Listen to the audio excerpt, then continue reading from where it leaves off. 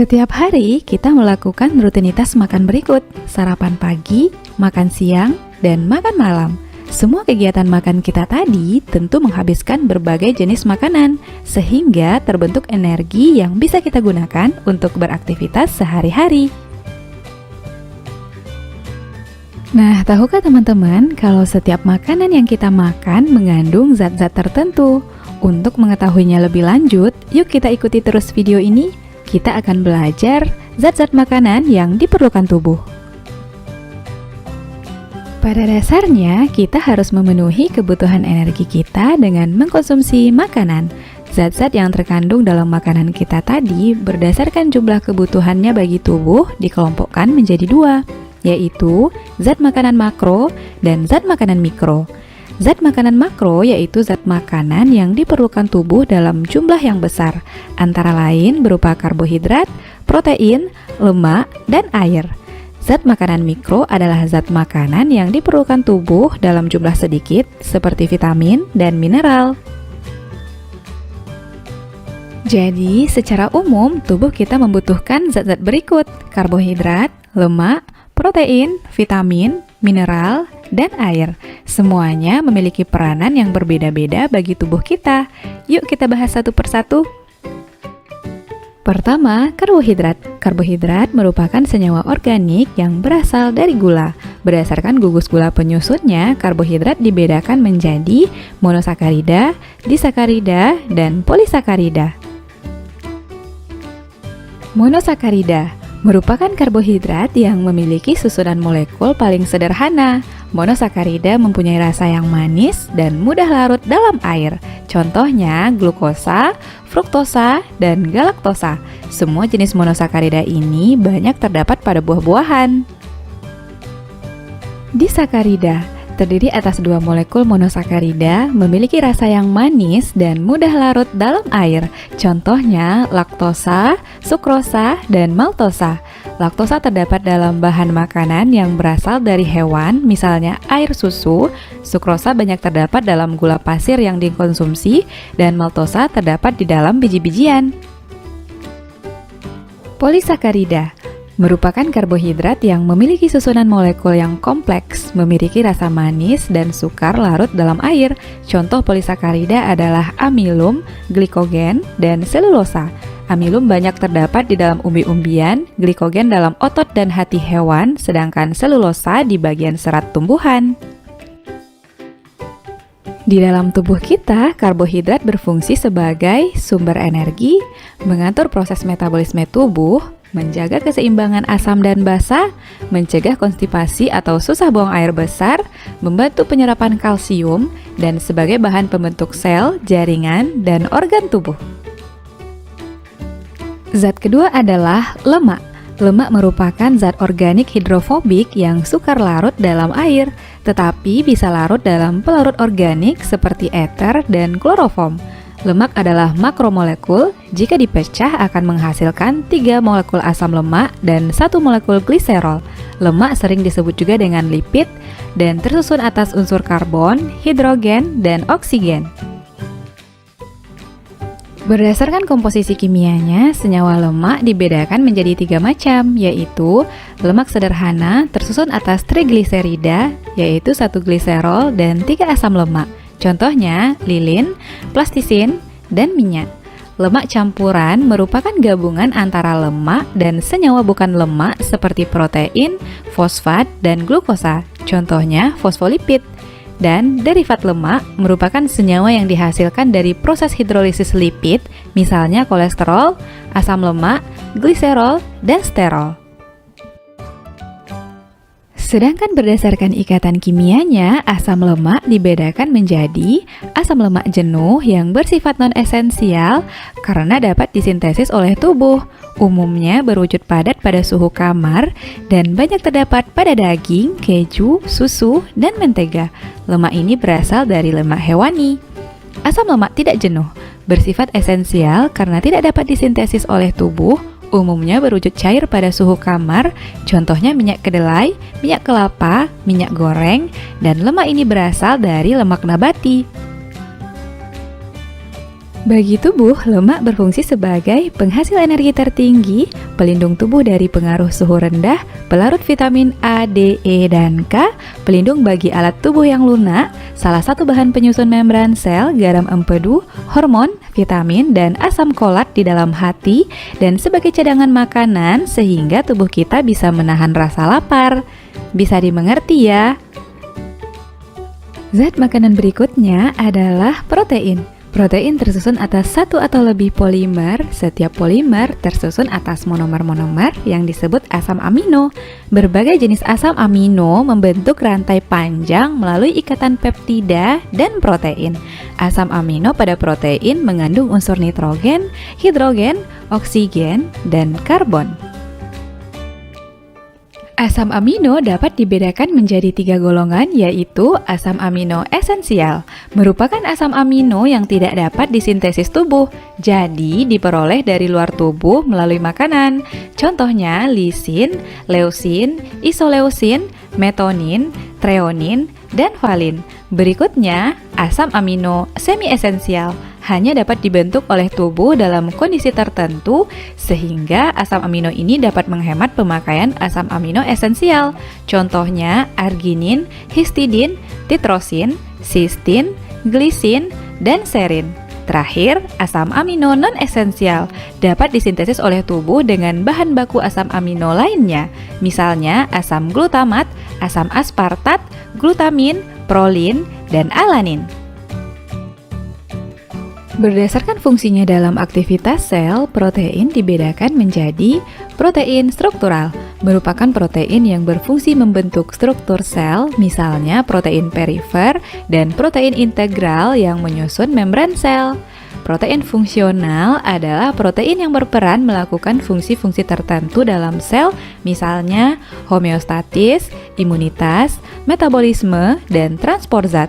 Protein fungsional dapat berupa enzim dan hormon.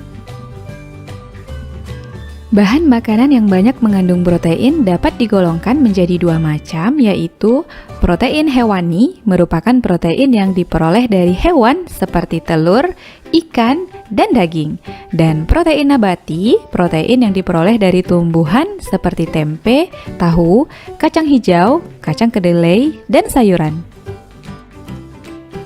Protein memiliki fungsi-fungsi berikut: menyediakan energi bagi tubuh, memperbaiki dan memelihara jaringan tubuh, menyintesis zat-zat penting seperti hormon, enzim, antibodi, dan kromosom, mendorong pertumbuhan, pembangunan, dan pemeliharaan struktur tubuh, menyeimbangkan cairan di dalam tubuh, dan berperan dalam sistem buffer atau penyangga pH yang efektif. Oke teman-teman, sampai di sini berarti kita sudah membahas 3 bentuk zat-zat dalam makanan: karbohidrat, lemak, dan protein. Yuk kita lanjut ke zat berikutnya.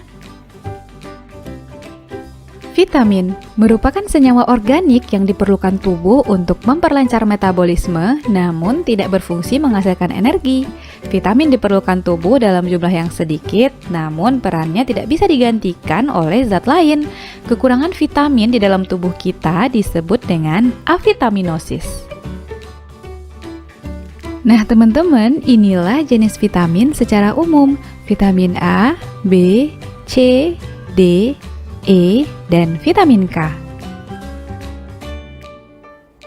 Semua jenis vitamin tadi dapat dikelompokkan menjadi vitamin yang larut dalam air dan vitamin yang larut di dalam lemak. Vitamin yang larut di dalam air terdiri dari vitamin B1, banyak terdapat di hati, daging, dan biji-bijian. Vitamin ini berfungsi untuk proses metabolisme karbohidrat. Selanjutnya, vitamin B2, B3, B6, B12, dan vitamin C yang banyak terdapat di dalam jeruk, tomat, kentang, dan sayur. Vitamin ini berperan penting dalam pembentukan tulang. Sedangkan vitamin yang larut dalam lemak berupa vitamin A yang terdapat dalam buah, sayur, susu, dan hati yang berguna untuk kesehatan kulit dan mata. Vitamin D banyak terdapat dalam susu, minyak ikan, dan telur yang berperan penting dalam penyerapan kalsium. Vitamin E terdapat di dalam daging, sayur, dan biji-bijian, berfungsi untuk memelihara kesehatan sel darah merah. dan vitamin K yang ada pada semua sayuran hijau mendorong produksi aglutinogen pada darah untuk proses pengumpalan darah. Zat makanan berikutnya adalah mineral. Mineral merupakan substansi anorganik yang biasanya ditemukan dalam bentuk ion. Mineral tidak mengalami proses pencernaan karena mineral bersifat mudah larut dalam air sehingga mudah diserap oleh concat usus halus. Mineral dibutuhkan oleh tubuh dalam jumlah yang sedikit, namun jika tubuh kekurangan garam mineral tertentu dapat mengakibatkan penyakit defisiensi. Inilah bentuk-bentuk mineral yang terkandung dalam berbagai makanan. Dan berikut jenis-jenis mineral, sumber, dan fungsinya. Kalsium, fosfor, sulfur, kalium, natrium, magnesium, besi, seng, tembaga, dan mangan.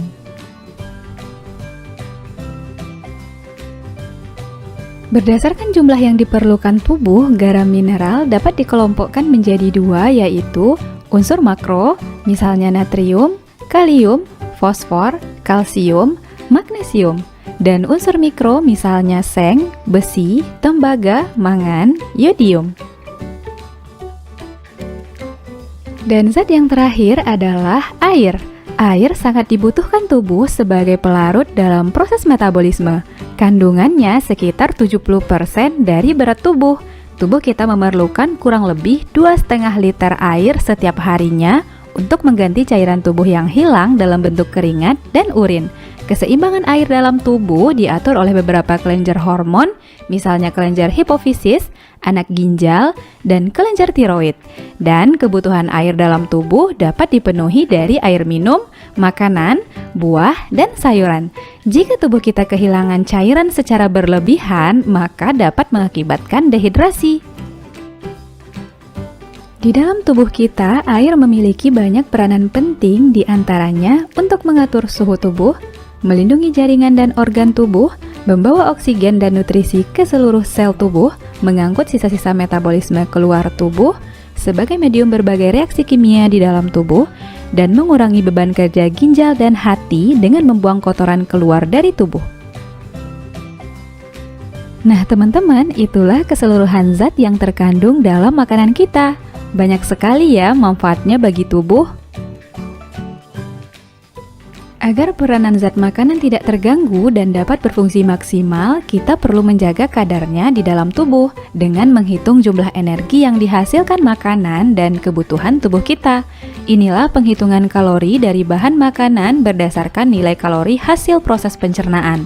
Lemak 9,3 kilokalori per gram, karbohidrat 4,1 kilokalori per gram, dan protein juga 4,1 kilokalori per gram. Kalori juga dapat dihitung berdasarkan berat makanan dan kandungan zat gizinya.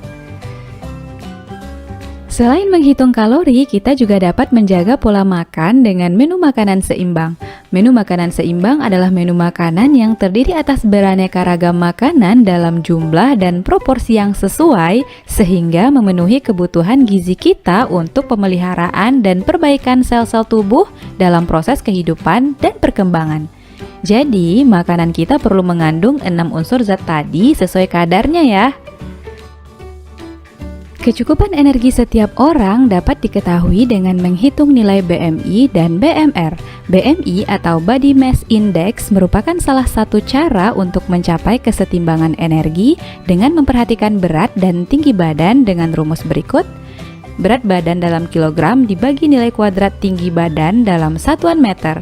Nah, setelah mendapat nilai BMI, kita dapat mengetahui golongan berat badan kita berdasarkan tabel berikut. Kemudian BMR atau Basal Metabolic Rate merupakan kebutuhan minimal energi untuk melakukan proses tubuh vital, meliputi mempertahankan tonus otot, sistem peredaran darah, pernafasan, metabolisme sel, dan mempertahankan suhu tubuh. Faktor-faktor yang mempengaruhi BMR antara lain jenis kelamin, umur, berat badan, komposisi tubuh, tingkat kesehatan, suhu lingkungan, suhu tubuh, aktivitas, sekresi hormon, dan status gizi.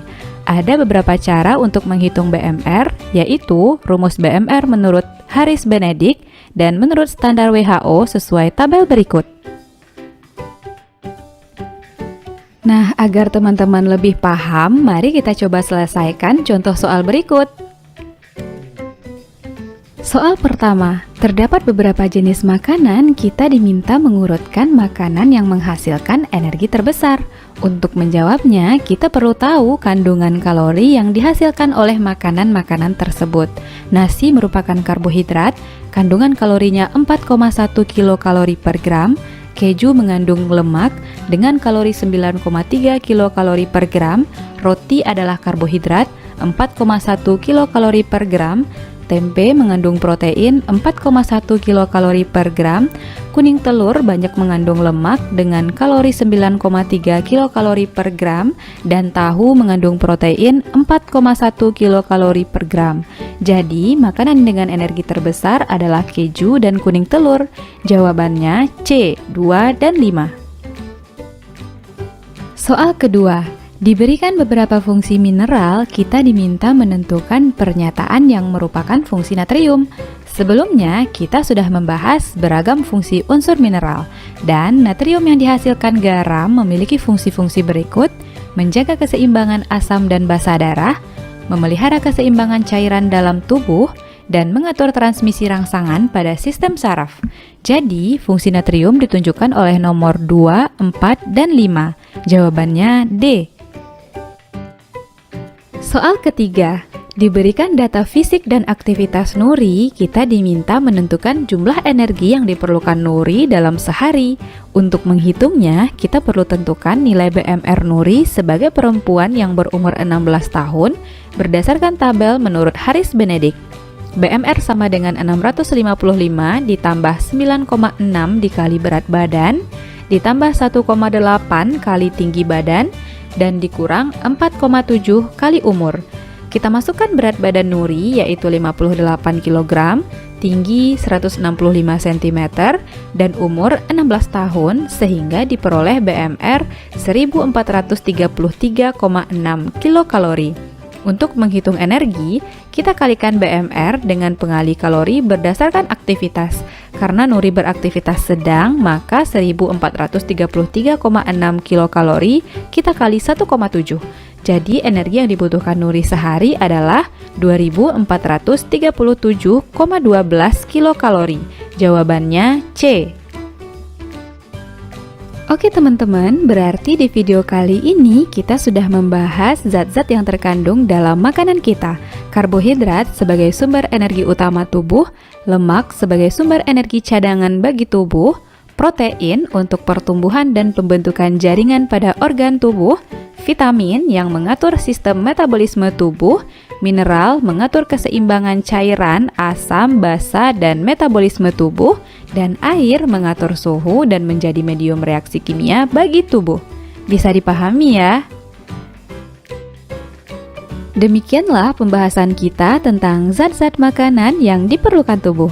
Jangan lupa tonton terus video-video terbaru di channel kita ya. Sampai jumpa di video berikutnya.